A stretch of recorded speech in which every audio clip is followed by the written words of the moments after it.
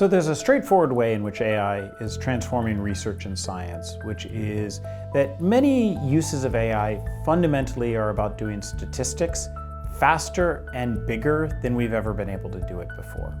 So we now have AI systems that can process trillions of data points, something that is far beyond the capacity of any human to ever understand or interpret. And the upshot of that is that we've actually been able to explore the theory space in a much richer way than we might have been able to do before. So there's a somewhat famous system known as AlphaFold that is able to predict how proteins will fold when they are created and then they sort of fold into these three-dimensional configurations. And one of the things that AlphaFold is able to do is predict the shape that these proteins will fold into.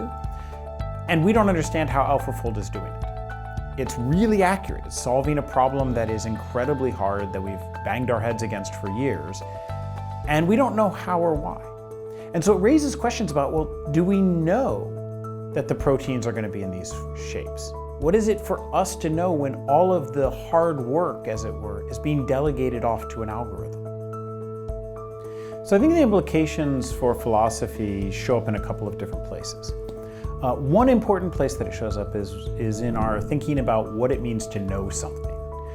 We understand who to praise or blame when a doctor makes a diagnosis that either saves somebody's life or it's a misdiagnosis that tragically leads to death.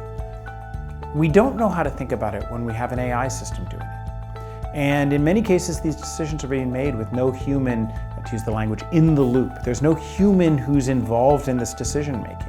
Now, that's not a new feature of AI systems.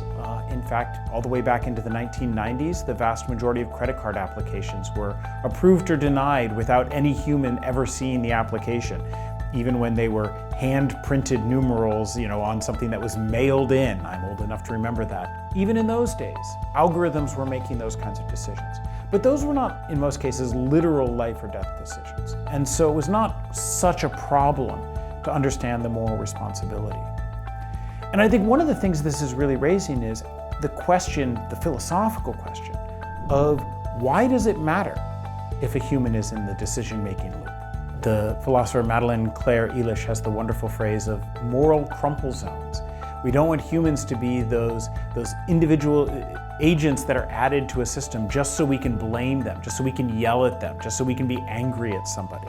But if we don't have somebody to be angry at, how do we judge the ethics of a decision?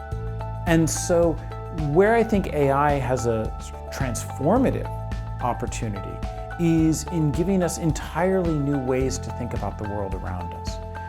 Those are going to be the challenging, hard uses of AI in science, because they're the ones that are not going to be easy for us as humans to understand and recognize, but nonetheless could lead to massive revolutionary leaps forward in our understanding of the world around us. And I think we need to collectively work in all the ways that we can. And I recognize those of us here at UCSD, those of us working with people at the San Diego Supercomputer Center, have the ability to have an outsized influence on the future of AI.